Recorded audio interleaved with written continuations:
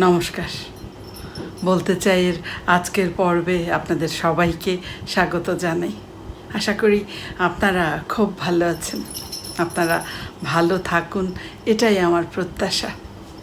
চলুন আজকের প্রসঙ্গে চাই।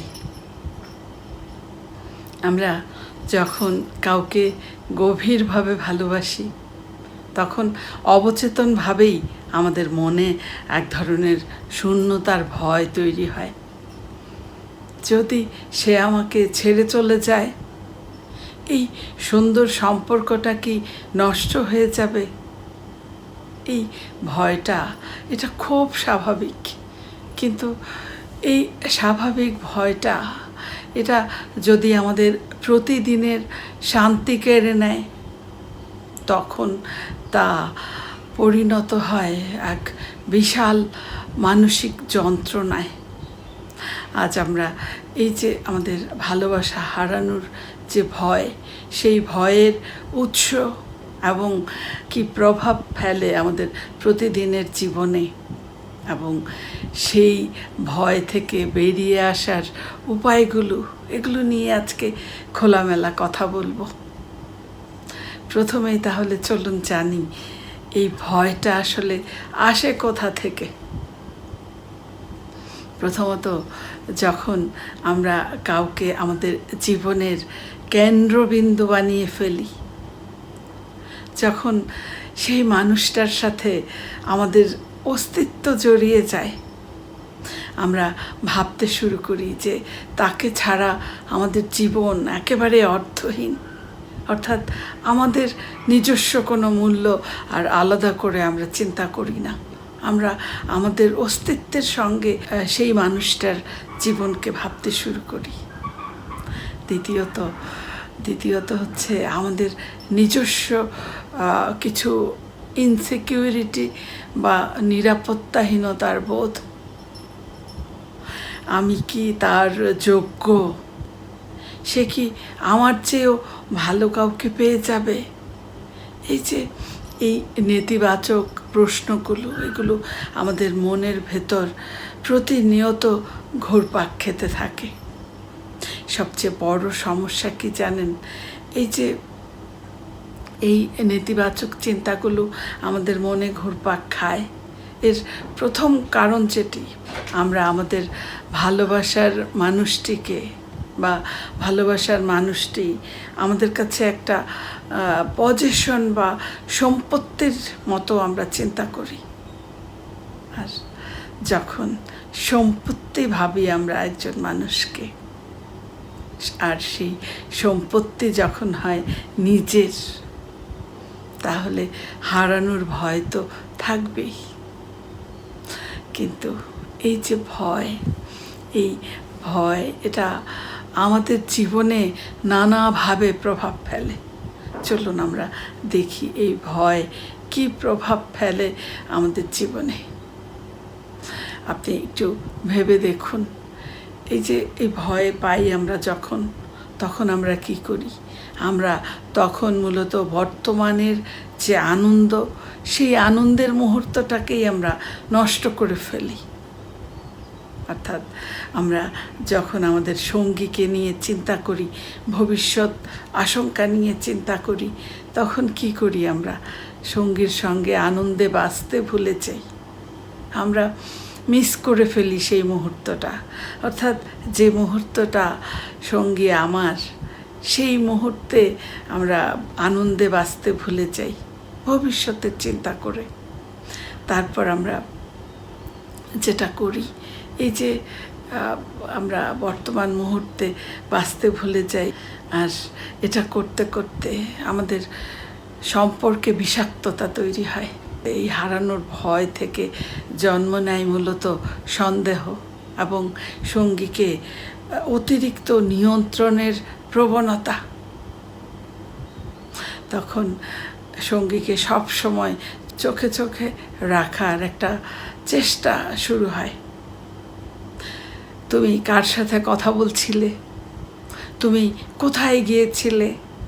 দুপুরে যখন তোমাকে ফোন করেছিলাম, তখন তোমার পাশে কার কণ্ঠ যেন শুনতে পেলাম। এই সন্দেহ, এই সন্দেহ রোগ এটা আমাদের সম্পর্কের মধ্যে একটা বিষাক্ত পরিবেশ তৈরি করে। দুইজনের যে সুন্দর ভালোবাসাপূর্ণ সম্পর্ক ছিল, সেই সম্পর্কটা পাল্টে এটাকে একটা দম বন্ধ করা পরিস্থিতির দিকে নিয়ে যায়। তারপর আমাদের আত্মবিশ্বাস কমিয়ে দেয়। যখন আমরা সব সময় চিন্তা করতে থাকি যে হারিয়ে ফেলবো আমরা আমাদের প্রিয়জনকে, এই চিন্তা করতে করতে আমাদের নিজেদের উপর বিশ্বাস কমতে শুরু করে। আর একজন মানুষ যখন আত্মবিশ্বাস হারিয়ে ফেলে, তার জীবন তখন মূল্যহীন হয়ে পড়ে। তাহলে এই যে হারানোর ভয়, ভালোবাসা হারিয়ে ফেলার ভয়, এই ভয় থেকে আমরা কিভাবে মুক্ত হতে পারি, কিভাবে আমরা একটি সুন্দর ও সুস্থ সম্পর্ক বজায় রাখতে পারি, চলুন একটু ছোট্ট করে আলোচনা করি। প্রথমে যেটা করতে হবে, আপনি নিজেকে ভালোবাসুন। সম্পর্ককে সুন্দর রাখার জন্য প্রথম ও প্রধান দায়িত্ব হলো আপনি নিজেকে ভালোবাসুন। আমরা যখন নিজের সুখের জন্য পুরোপুরি অন্যের উপর নির্ভরশীল হয়ে পড়ি, তখন মূলত আমাদের এই সুখ, আমাদের ভালো থাকা, এটা হুমকির সম্মুখীন হয়। এজন্য আপনি নিজেকে ভালোবাসুন, নিজস্ব একটা জগৎ তৈরি করুন।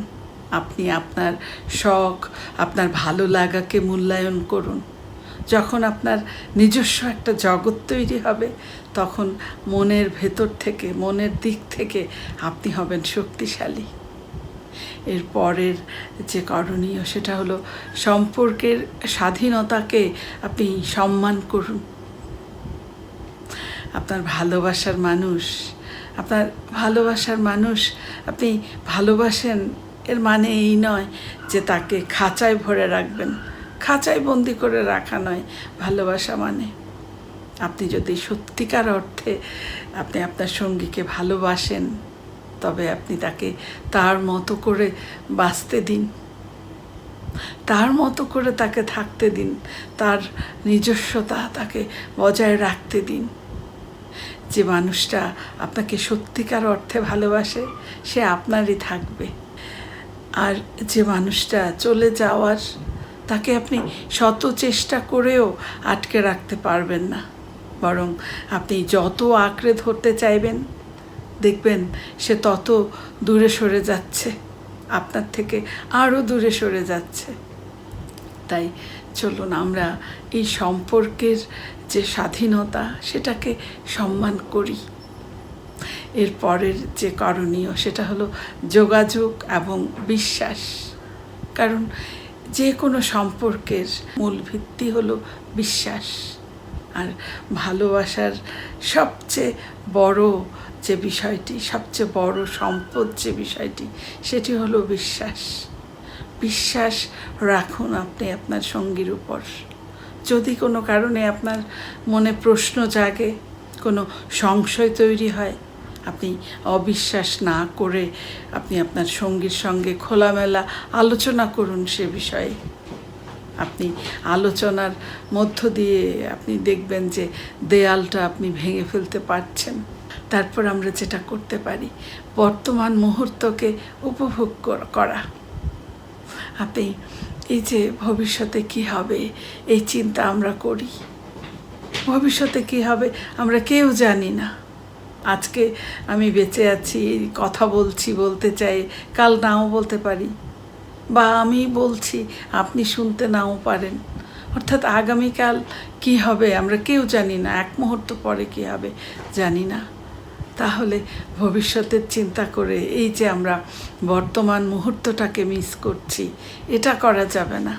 আপনি বর্তমান মুহূর্তে বাঁচুন, তারপর কালকের চিন্তা। সঙ্গীর সঙ্গে আপনি আপনার সেরা মুহূর্তটা কাটান।